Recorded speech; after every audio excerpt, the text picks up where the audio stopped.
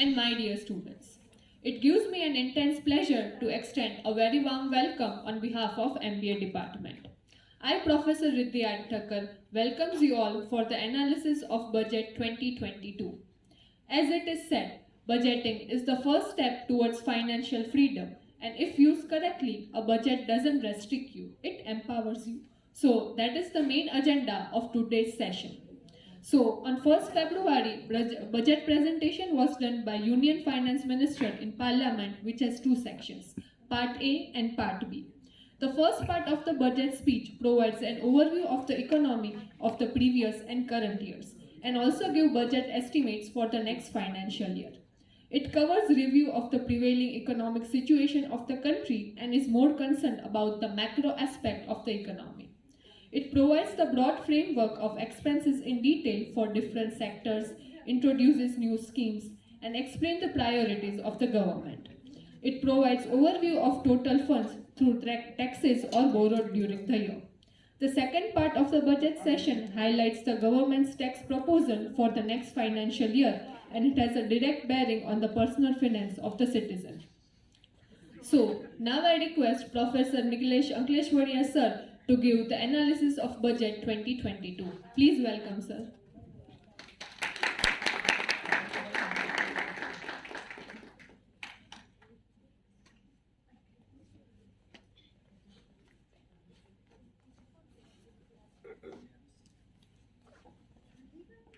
Good morning to all dear students, faculty member, trustees, and all the stakeholders of Gayadu Vidyapeeth.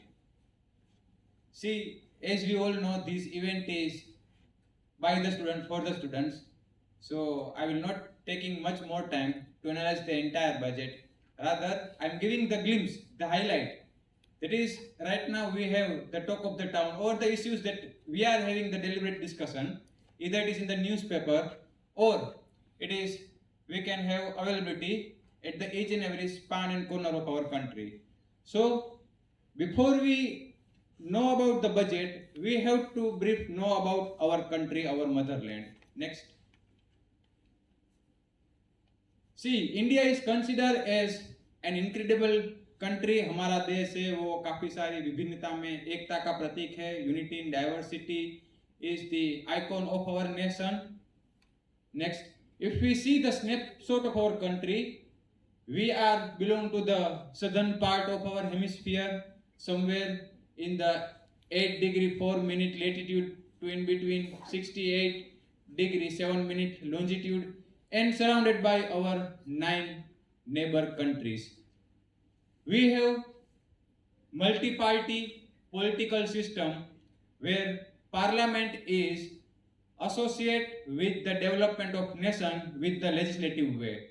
So upper house, lower house, it means Lok Sabha, Rajya Sabha are the two framing bodies, those who are making the law for the betterment of nation. We have government that is follow the multi-party system as said, rather the single party or two-party system that is so popular in developed countries. Next. If we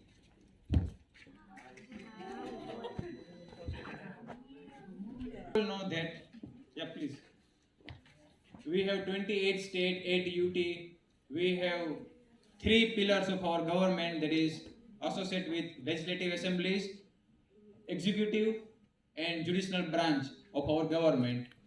If we talk about the some demographic profile, we have 140 crore, more than 140 crore population, where we have the 51.96% male and 48.04% females. If we consider the religion, that Hinduism is the major religion, then followed by Islam, Christianity, Sikhism, Buddhism and Jainism. Generally, we have the variety in languages where Hindi, English and other 16 official languages and so many regional dialects are there. That is so popular in that region. If we talk about the literacy level, we have 74.04% of the literacy, And if we talk about the universal adult franchise that we get from the 18 year of age, so with life expectancy of 67.5, last year life expectancy ratio जो edit हुआ उसमें थोड़ा सा कम हुआ due to the corona pandemic, but of course right now we have 67.5 life expectancy for male and 69.8, यानी कि almost 70% year of life expectancy for the female. Next. Now, to understand the budget better, we have to understand the economic development. Development we generally use for the betterment of any object and aspect. So when we come to the development of economy, it means nation की जो national income है वो improve हो रही है, infrastructure improve हो रहा है, स्टैंडर्ड ऑफ लिविंग है वो पॉजिटिवली बदल रहे हैं, इन्हांस हो रहा है, और जो रेडिकल चेंज है वो इकोनॉमी में खास कर जो स्टॉक मार्केट और जो हमारे नेशन की इनपुट है रिगार्डिंग द फाइनेंशियल सेक्टर, उसमें ये डेवलपमेंट है वो देखने को मिलता है. When we talk about the economic development, it is progressive in such a way. Next, अगर बात करें हमारे देश की, we know that we are belong to the developed nation, developing nation rather than developed nation. So कोई भी developed nation की खासियत ये होती है कि वहां पर पॉपुलेशन ग्रोथ है वो 1% से कम रहती है, मगर विज़ जो डेवलपिंग नेशन है वहां पर पॉपुलेशन है वो ज्यादा रहती है. तो ऑलमोस्ट 1% से ज्यादा population growth as well as dependency on the agriculture sector, unequal distribution of income, disguise unemployment, poverty as well as lack of infrastructure are commonly found in developing economy, जिसको हम कहते हैं विकासशील देश या अर्थव्यवस्था. Same way, if we talk about the economic system, you know that nations are either follow the capitalism or socialism to approaching towards the economy, while for the developing countries like India, generally it is found that they prefer to have mixed economy approach, where जो संसाधन resources है उसका privatisation होता है in terms of the industries, और जो basic essential है like education है, हेल्थ केयर सेक्टर है, डिफेंस है, वहां पर जो कंट्रोल या जो होल्ड है वो गवर्नमेंट अपने पास रखती है. तो we have the mixed economic system where we have the benefit of privatization as well as the government control over the resource allocation. Next, if we discuss about the economy of India particularly, we have the developing market economy. We are strive for become world third emerging economy. As of now we are on the 5th rank. Britain से भी आगे बढ़कर अभी जो है हम वो 5th पायदान पर है, after the America, China, Germany, Japan, and we are on the 5th rank as India. अगर हम बात करें परचेसिंग पावर पेरिटी की और जीडीपी की, तो ये भी यहाँ पर इमर्जिंग है. यहाँ पर जो ग्रोथ है उसमें कांस्टेंट, जीडीपी में ग्रोथ है उसमें कांस्टेंट है वो 5% से ज्यादा ग्रोथ देखने को मिलता है. इस साल भी एक्सपेक्टेड है कि हमारा जो ग्रोथ रेट रहेगा वो 8 या 8.5% और समथिंग है वो रहेगा. So nearly 60% of the India GDP is driven by the domestic private consumption, यानी कि कंज्यूमरिज्म का इमर्जिंग डेवलपमेंट हमारे नेशन में देखने को मिल रहा है. और दो डिमोनेटाइजेशन या फिर जीएसटी इंप्लीमेंटेशन की वजह से पास्ट के कुछ ईयर में हमारा जो जीडीपी है वो स्लो हुआ है. Even that we all know that pandemic का भी असर है वो हुआ है, but again we are in the recovering stage and we are steady and gradually moving towards the economy GDP growth in 2 digit. Next. So as said, after the USA, China, Japan, Germany, and Germany, we are on the 5th position and sooner to be the $5 trillion economy. Next. अब थोड़ा developing nation होने का reason देखें तो आप सबको पता है कि पास्ट में जो हमारा देश है वो रियल में इनक्रेडिबल था.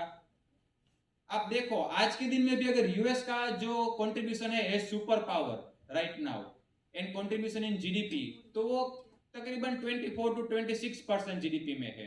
But if we see the India's position in past in medieval period particularly, तो हमारा जो जीडीपी में कंट्रीब्यूशन है वर्ल्ड इकोनॉमी में वो मोर देन 40% था और वो भी स्टेबल कांस्टेंट.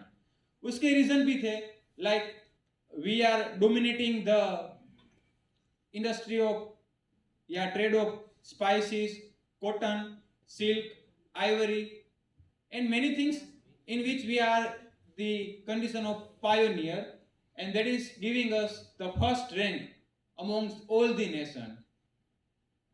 सिल्क रूट और फॉरेन ट्रेड है यानी कि exchange of emerging goods and services, वो पास्ट में हमें ये जीडीपी में पायोनियर बनाने के लिए मेन रीजन या प्राइमरी रीजन था.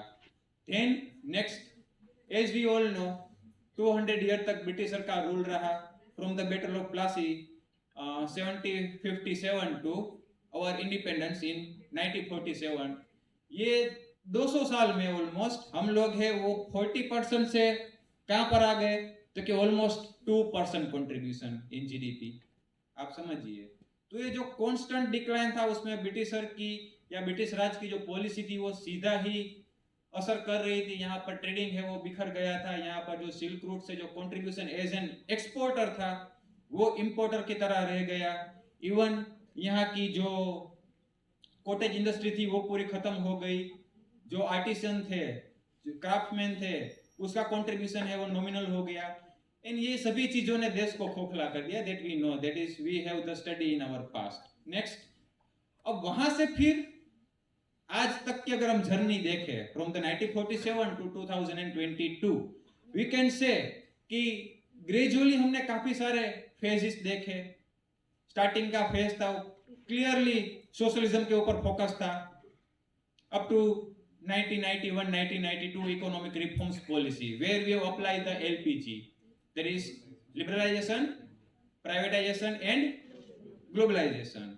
सो पास्ट के हमारे prime minister, former prime minister honourable Manmohan Singh, जो उस समय पर फिनेंस मिनिस्टर थे, और prime minister as PV Narasimha Rao, because of their efforts we have the rapid pace of development from 1992 to this year. Next, अब जब भी इकोनॉमिक डेवलपमेंट की बात आती है तो सबसे पहले विजुअलाइज होता है सेक्टर कि भाई वेयर वी आर. तो हमारे भी 3 सेक्टर जो कि हमारे एम्प्लॉयमेंट से लेकर इकोनॉमिक ग्रोथ के लिए सीधा ही रिस्पॉन्सिबल है. These are primary sector, secondary sector and tertiary sector. आप देख सकते हो कि समवेयर एग्रीकल्चर कॉन्स्टेंटली डिक्लाइन कर रहा है, यानी कि primary sector that is belong to the activities of the agriculture that is constantly decline, followed by the industrial sector that is having the almost stable growth, while we have the emerging growth in our tertiary or service sector. Next.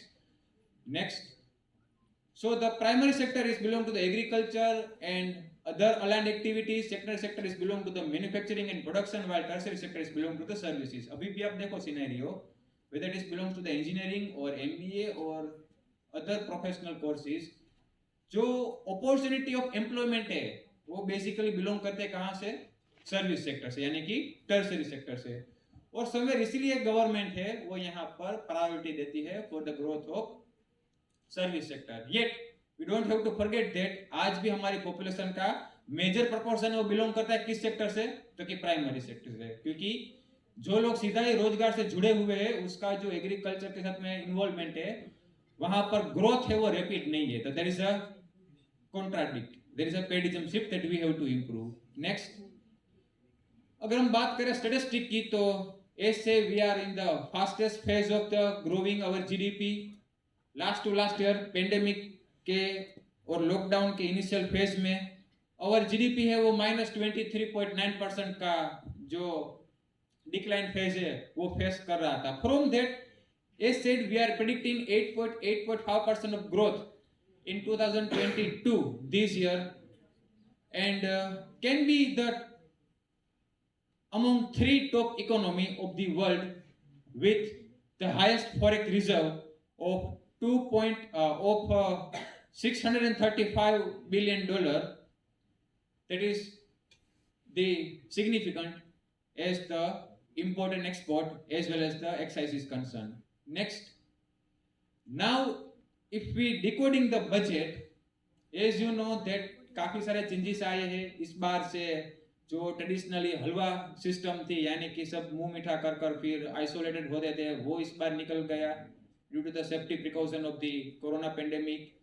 फिर पहले जो है वो brief case में हमारे honourable prime finance minister है वो आते थे, वो ग्रेजुअली बदलता गया, फिर बुक के फॉर्म में आया, निर्मला सीतारमन जी ने एज फाइनेंस मिनिस्टर इनिशिएट किया, और पिछले इस साल से और मीन्स लास्ट ईयर से पिछले 2 बार से जो बजट है वो मैडम है वो टेबलेट में लाते हैं, और ट्रेडिशनल जो बेनिफिट्स है हमारे एंशिएंट इंडिया के जो इथोस है उसको रिवील करते हैं। सो इस बार भी फ्यू डेज बैक 1 फरवरी को बजट है वो रिवील हुआ, जिसमें बेनिफिट दिया गया क्या, तो कि overcoming the future challenging and get rid out of the pandemic condition with excellence in growth. Last year का जो बजट का थीम था ना वो था आत्मनिर्भर भारत, मगर इस बार का जो बजट का थीम है वो है anyone budget theme? There is a part of that, but particular word that is catchy came from the Honorable Finance Minister Nirmala Sitharaman. There is a part again. See, इस बार हम लोग है वो 75 year of our independence मना रहे हैं, आजादी का अमृत महोत्सव। तो आजादी के अमृत महोत्सव के साल से यानी कि 2022 से लेकर नेक्स्ट 25 ईयर का जो रोड मैप है ना वो इस बजट में देने की कोशिश की है, यानी कि this budget is purely outline the way we can have the achievement as the countries as of 100 year. तो 175 साल से लेकर 100 साल तक जो भी बेनिफिट होगा वो यहाँ पर इस बजट में आउटलाइन किया गया है। प्राइमरीली अगर हम देखें तो कैपिटल एक्सपेंडिचर है वो पास्ट ईयर के कंपेयर में ऑलमोस्ट कहीं ना कि 10% है वो बढ़ाया गया है, यानी कि सोर्स ऑफ इनकम भी समवेयर बढ़ाए है। एक्सपेंडिचर का जो एस्टिमेट है यानी कि जो फिस्कल एक्सपेंडिचर है उसको भी बढ़ाने की यहाँ पर प्रायोरिटी दी है। खास कर अगर एलोकेशन देखें तो ministry of commerce, infrastructure, road transportation, highway और मिनिस्ट्री ऑफ जल शक्ति यानी कि water reservoir and the connectivity of the water reservoir को प्रायोरिटी दी गई है इस बजट में as expenditure is concern. Next, अब हमेशा बजट का है ना एक इंडिकेशन होता है, हम लोग जो चर्चा करते हैं ना वो तो हमारे लिए सिर्फ चाय पे चर्चा होती है, हम जो बातें करते हैं ना वो इतनी वेटेज वाली नहीं होती है, क्योंकि बजट अच्छा है खराब है वो सिग्निफिकेंट हमारे तरफ से कुछ नहीं होता है। तो ऐसा क्या है जो कि सिग्निफिकेंट है? तो significant is from the stock market. Stock market में अगर मूवमेंट होगा तो वही इंडिकेट कराएगा कि या तो बजट है वो एक्सेप्टेड है, पॉजिटिव उसका रिस्पॉन्स मिला है, या उसका रिस्पॉन्स है वो नेगेटिव मिला है, या आई मीन न्यूट्रल मिला है। तो if we analyze the response of the stock market, और वो भी आज के हाईली वोलेटाइल फेज में, क्योंकि एक तरफ से फॉरेन डायरेक्ट इन्वेस्टमेंट है वो कॉन्स्टेंटली विड्रॉल हो रहा है, दो स्टॉक मार्केट की जो स्टेबिलिटी है वो बनी हुई है, उसका जो स्लो स्पेस ऑफ ग्रोथ है वो बना हुआ है। तो दिस आर द थिंग्स जो कि बजट के द्वारा इस बार रिवील हुई और वो स्टॉक मार्केट के पॉजिटिव मोमेंटम के लिए रिस्पॉन्सिबल है। These are central bank digital currency, यानी कि गवर्नमेंट का ही प्लानिंग की खुद की डिजिटल करेंसी है, हमारे बैंक के द्वारा ही, बैंकर्स बैंक यानी कि हमारी जो फेडरल बैंक है उसके द्वारा ही मिले। Highway infrastructure development, development of the financing of investment, drone technology यानी कि advancement of technology in the farming in the other sectors, organic farming and its promotion as finalized product and procurement, electric vehicle, 5G and the development of the network of 5G network to the villages of our country, ये सभी चीजों ने stock market में ये positive indication दिया कि भाई ये बजट है वो कैसा है, अच्छा है, डिजायरेबल है। तो कुछ ऐसी भी चीजें हैं जो कि क्रिटिसाइज हो रही है। उसमें सबसे मेजर क्या आ रहा है कि भाई though we are facing the inflation, though we are facing the fiscal deficit, फिर भी इस बार गवर्नमेंट ये क्लियरली इंडिकेट कर रही है कि खर्च को बढ़ाओ, पैसे को सेविंग के तरफ ना ले जाते हुए आप किस तरफ ले जाओ, तो के खर्च की तरफ ले जाओ। मार्केट में जो मोमेंटम जो करेंसी या जो कहे ना कि रोटेशन ऑफ करेंसी है उसको आप बढ़ावा दो। तो that is again criticised by the expert. Next,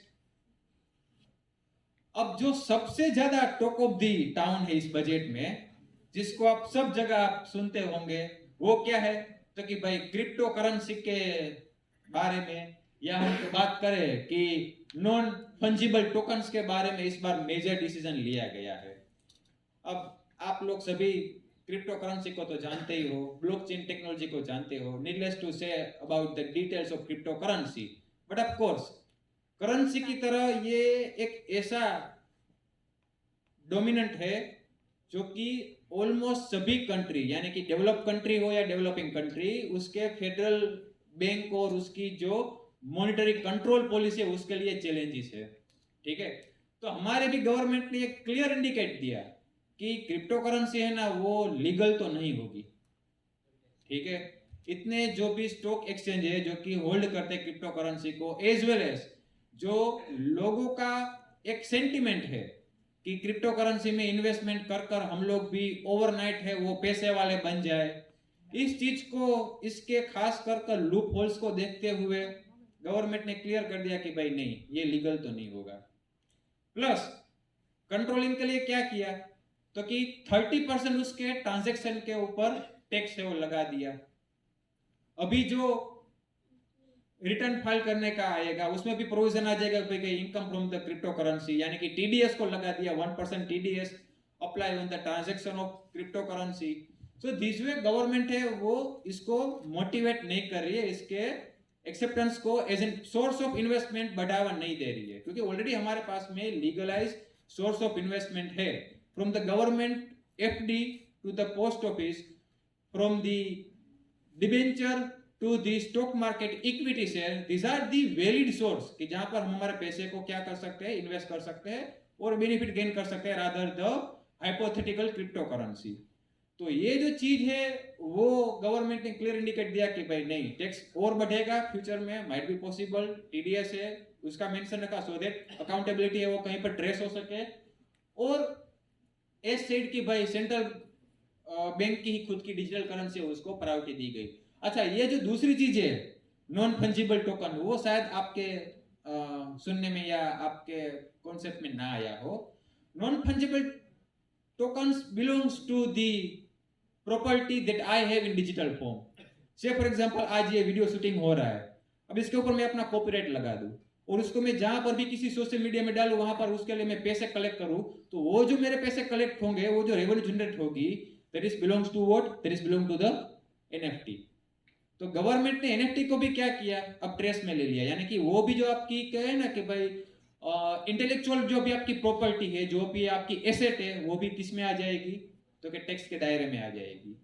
next, सबसे ज्यादा जो मैंने कहा ना कि road map to India at the age of 100, उसको अगर कोई मोमेंटम देता है तो ये चीज देती है बजट की, कि जहां पर हम लोगों ने हमारे जो भी मोड ऑफ लॉजिस्टिक है, एयरवेज, वाटरवेज, रोडवेज, उसको कनेक्ट करने के ऊपर है वो प्रायोरिटी दिखाई है। यानी कि प्रधानमंत्री गति शक्ति के माध्यम से सबसे पहले तो ह्यूज इन्वेस्टमेंट होगा, सेकंड सभी पोर्ट को लिंकअप किया जाएगा, एयरपोर्ट को लिंकअप किया जाएगा, और हर एक देश की, हर एक स्टेट की और हर एक डिस्ट्रिक्ट की जो पर्टिकुलर आइडेंटिटी है उसको प्रोजेक्ट किया जाएगा under the one station one product. से फॉर एग्जांपल राजकोट के एसएमईज बनाने वाले पार्ट है या कोई फूड आइटम है, वो अगर पॉपुलर है तो वहां पर उसको प्रायोरिटी दी जाएगी। जामनगर का ब्रास पार्ट है वो आइकॉनिक है, वहां का जो से फॉर एग्जांपल ऑयल का फिल्ट्रेशन है वो आइकॉनिक है, तो उसको प्रायोरिटी दी जाएगी। तो दिस वे एक प्रोडक्ट ब्रांडिंग के तौर पर, इमर्जिंग इकोनॉमी के तौर पर जो भी लॉजिस्टिक है उसको, identity of the product that is came from that area उसको, और कनेक्टिविटी के बेटरमेंट को प्रायोरिटी दी गई। और जितनी कनेक्टिविटी बेटर होगी by this three means, air, road and railway, उतना ही हमारा जो इकोनॉमिक डेवलपमेंट है, एक्सिम है, वो बेटर होगा। तो expansion of national highway, proposal of the new train, that semi high speed train like Vande Bharat, उसका प्रोविजन रखा गया है। And that is again belongs to the public private policies of investment. Next, जो चीज आज भी हमारे देश को फेस करनी पड़ रही है वो है क्या, तो कि एनर्जी क्राइसिस। और उसका सॉल्यूशन क्या, तो कि बने उतना हम लोग सस्टेनेबल एनर्जी, रिन्यूएबल एनर्जी के ऊपर फोकस करें। तो in line of that government is announcing the several project that is belong to the renewable sources of energy like hydro and solar power. और दिस वे ग्रीन एनर्जी को क्या किया गया, तो कि बेनिफिट में लिया गया, उसके प्रमोशन को, उसके डेवलपमेंट को प्रोजेक्ट किया गया। अलोंग विद दैट, अगर इलेक्ट्रिक व्हीकल को डेवलप करना है, उसके एक्सेप्टेंस को डेवलप करना है, तो उसका इकोलॉजी भी डेवलप होना चाहिए। लाइक मैंने बैटरी की बाइक तो ले ली, मगर मुझे दिक्कत हो रही है उसको 10 आवर 8 आवर चार्ज करने के लिए,